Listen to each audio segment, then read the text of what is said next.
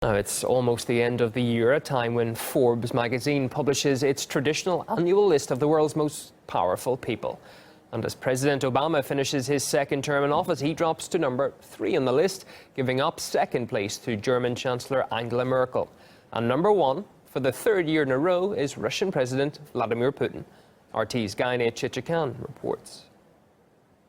According to Forbes, Vladimir Putin has been the most powerful person in the world for 3 years in a row. Before that, it was Barack Obama for 2 years in a row. But to be at the top of that list is not necessarily a compliment. I think that the attitude inside the United States is changing rather dramatically towards President Putin.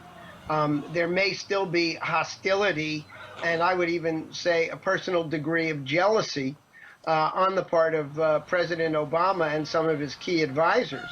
Among all of the world leaders, President Putin has demonstrated an ability to act decisively and in a timely fashion in response to the kinds of crises that other leaders have failed to respond to, or if anything, have been the provocateurs in starting the crises.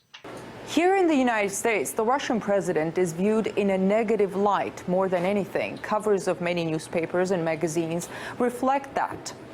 His impact on global crises, however, is being watched closely. Putin having stamped his mark on the battlefield here with jets. The Syrian dictator traveled out of Syria to visit Moscow to thank Vladimir Putin for bombing his enemies. White House and NATO officials tell CNN they're concerned that Vladimir Putin and his army are violating their ceasefire agreement with Ukraine. But Vladimir Putin is not only in news programs, but also in entertainment shows. I still don't trust the Russians, especially under Vladimir Putin. He is a ruthless dictator who wants to destroy America. Please come on the show, sir. Okay, the sweeps.